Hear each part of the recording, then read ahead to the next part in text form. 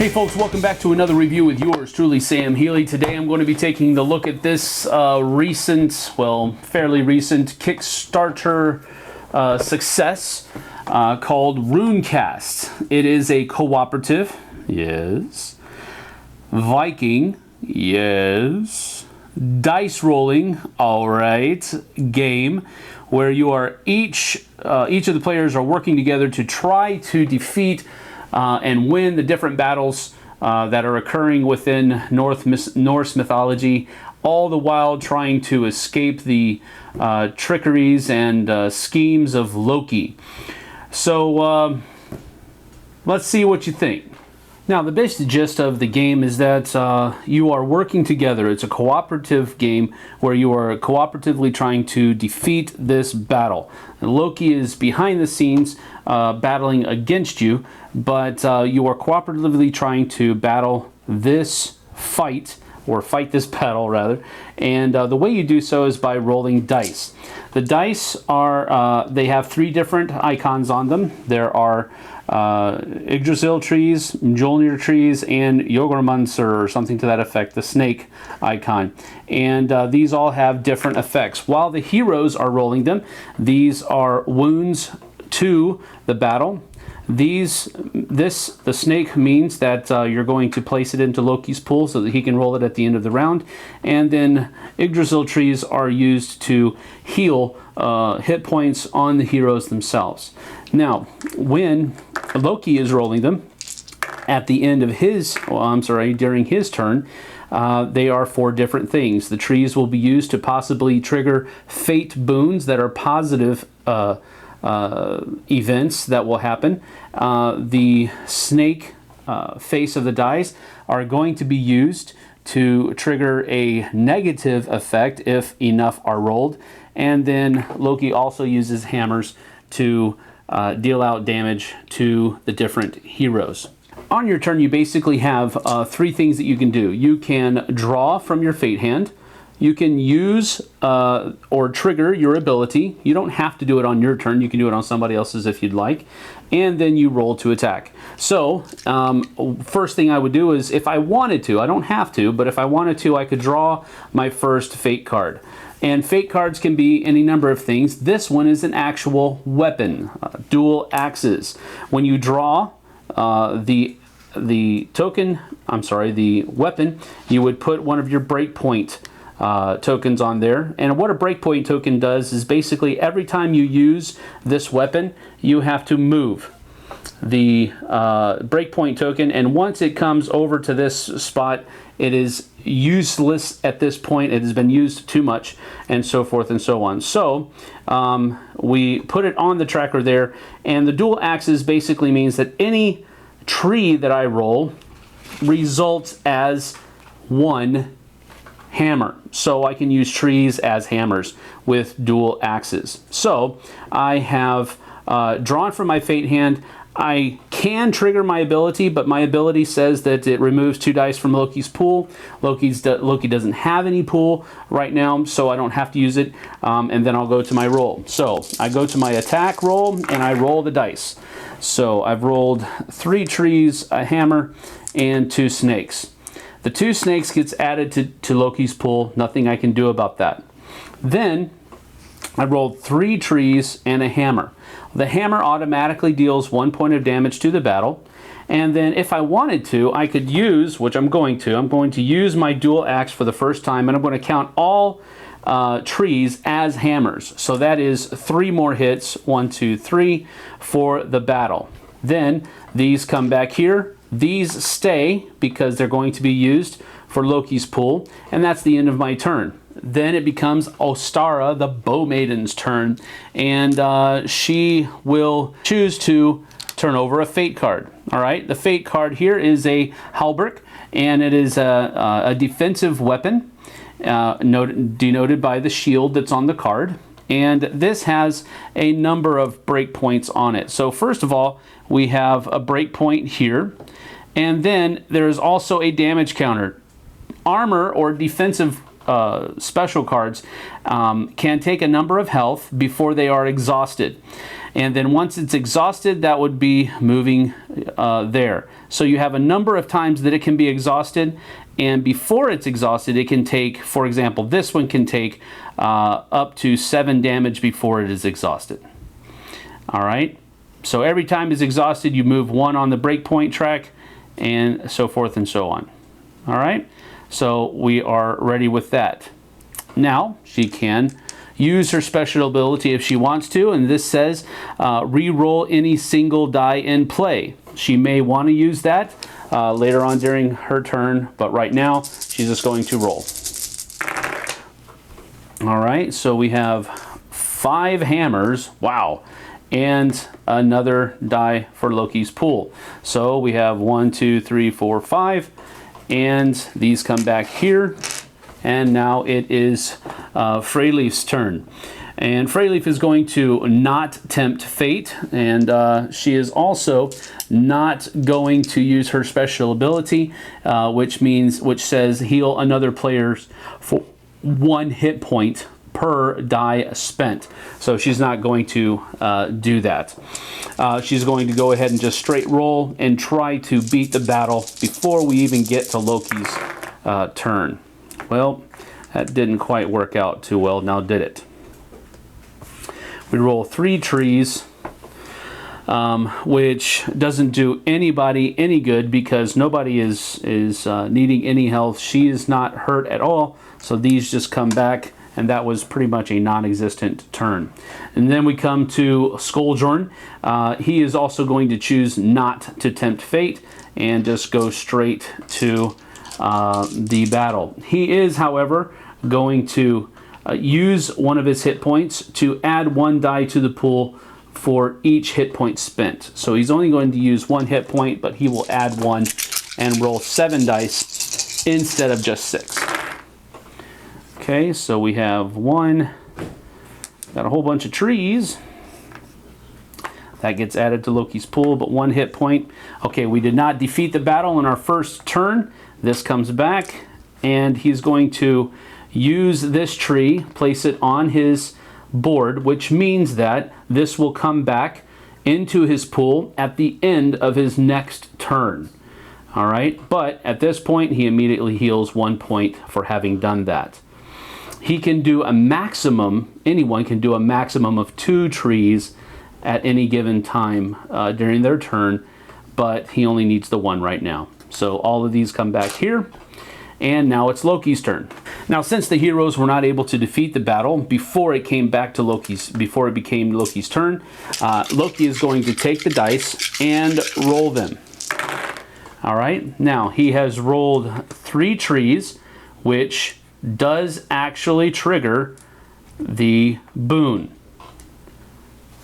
Then he's also rolled 3 hits. This will not trigger the negative effect over here. Now, after we've rolled, we draw a card. And this tells us what character is going to be attacked by Loki's attack here. We look around, FRF, Skullhorn, there's the match. So Skullhorn is the one that is going to be hit with Loki's attack. Now, in Loki's deck, there are 2 results that are actually positive and negative. A triple F simply means that Loki's plan has been foiled and he loses all of his dice in his pool, nothing happens. This one means that he has got the drop on the heroes, or he was successful in his plan, and all heroes are going to be damaged by this one. But since we drew that one for the turn, Skullhorn will take the hit. He will get hit 1, 2, 3 times. This also triggers battle tactics. The fated player may use their ability once for free next round. Okay, so the fated player was Skullhorn, so he can use his ability of adding 1 dice to the pool before he rolls for free next round. So there's that. Now, at the beginning of the next round, we come back and everybody takes their pool of dice. Everybody will have their full complement except for Skullhorn because he used 1 of those dice to heal last turn. So he only has 5 to roll this turn, and while as everybody else has their 6 left. So we come back to Luktor, and he's not going to tempt fate this turn. We're going to try to get done with this battle. All right, so we roll, and 1, 2, 3 hits, 1, 2. There we go. We have finished this battle. Any dice that were in Loki's pool are removed immediately, and then this battle board is flipped over to its next side. And now play continues. So now we come over here, and Ostara is going to not tempt fate and just roll. Okay, there's 3 for Loki, 2 for positive for any healing that she may need, but she doesn't. So those 3 stay, these go back. Now it goes to Freyleaf's turn, and let's see here. We're going to actually use one of her hit points to heal Skullhorn, and she can do that at any time. So she went ahead and used her special ability there. She's not going to tempt fate, she's just going to roll her dice. Okay, ooh, good roll. Okay, so we have 4, 5, 1, 2, 3, 4, 5 hammers, and then 1, she will use that to heal her hit point. And now we come back to Skullhorn. Remember, the Skullhorn had that boon that he can trigger his special ability without having to pay for it, so he will do that and add that 6th thing to it. He will not tempt fate because he's kind of feeling a little weak there. He's just going to roll for attack.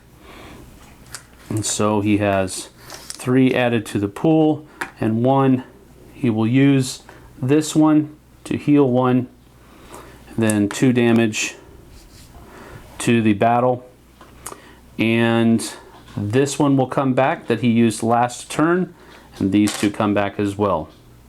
And now that's the end of the hero's turn. We go to Loki's turn, and we roll his dice, and there are, ouch, 4 hits and 2 trees. All right, that is not enough to trigger that boon, so they are worthless.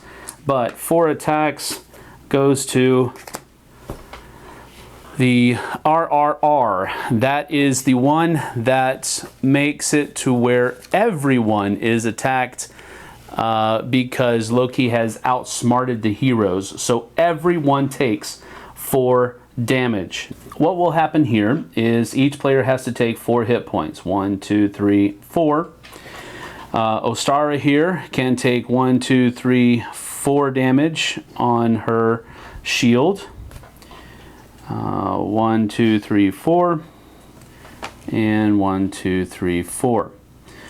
Since Skullhorn has gone down to 0 hit points, he is actually killed. But with his death token, the gods will grant him, that's the flavor text, the gods will grant him the ability to come back into the battle next turn, next battle. So once this battle is completed, Skullhorn will be able to return by giving up his death token. And this is how the game would continue until you got through all of the battles for your game.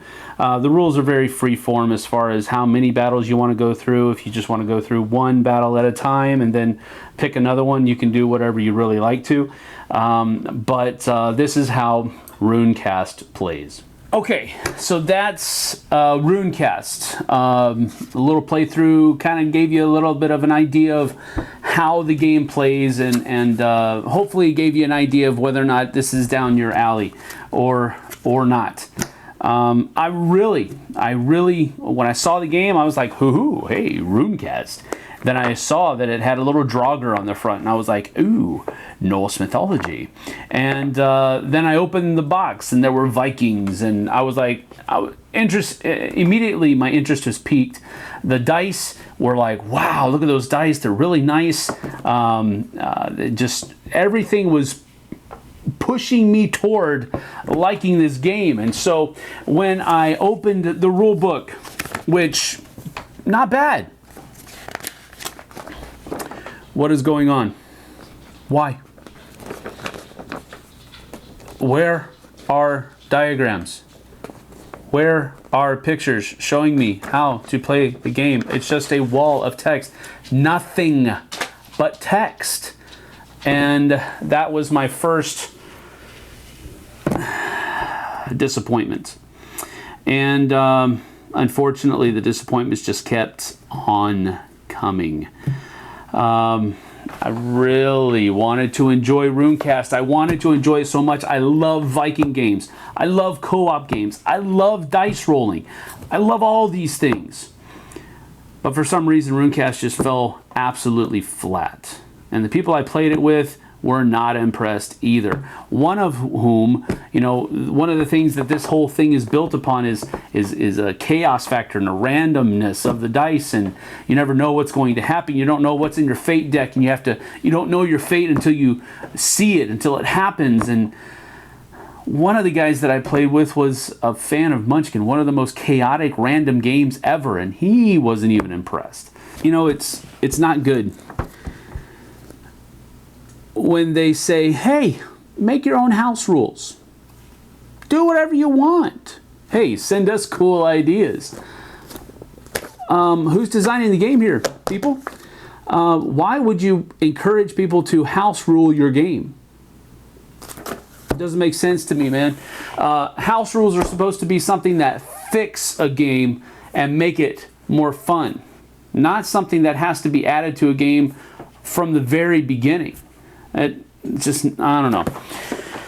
The artwork is really nice artwork. I love the artwork. The artist did a good job in encompassing those scenes and all of that kind of stuff. That was the high point of the game. The other high point of the game were the dice and how nice they are. Everything else is just kind of a hit and miss. And unfortunately, I think this is just another one in the Kickstarter graveyard. And what I mean by Kickstarter graveyard is simply this. This game has some potential to it. It's not a bad idea. It just has, from what I can tell, has lacked in the development, has lacked in a lot of different things that Kickstarter games usually have a huge deficit on, because there isn't a company, a large company behind it, backing it, a team of developers that are tackling the game from a lot of different aspects. Some of the cards seem really heavy-handed. I mean, one of the event cards, the negative fate cards that you could have in your hand that you would flip over on your own, could knock somebody out of the battle, just kill them outright. That's just really heavy-handed. While as the other ones, the helping ones, they weren't as helpful. So there's just a lot of balance issues that I saw within the fate cards, and it just did not seem to me like there was a whole lot of balancing done, and it just lacked on the development side. But as always, people, try before you buy. And that's another thing. I'm sorry, I gotta mention this. You Kickstarter people that got this for $30 to $35, kudos, because while I still think you overpaid for it then, it's now retailing for no less than $50. Silver lining in that aspect, Cool Stuff does have this for $33.99 right now. So for 34 bucks, almost the exact amount that Kickstarter people were able to get it. You can go and pick this up if it's down your alley, which it may be. Just didn't hit my wheelhouse at all, which is a shame. See you on the flip side, folks. Thanks so much for watching the Dice Tower videos. Find more great videos and reviews, as well as our top-rated audio podcast at Dicetower.com. You can also find other great shows at Dicetowernetwork.com. I'm Eric Summerer, and you've been watching The Dice Tower. The Dice Tower is sponsored by Cool Stuff Inc., where you can find great games for great prices. Cool stuff in stock. Check them out at CoolStuffInc.com.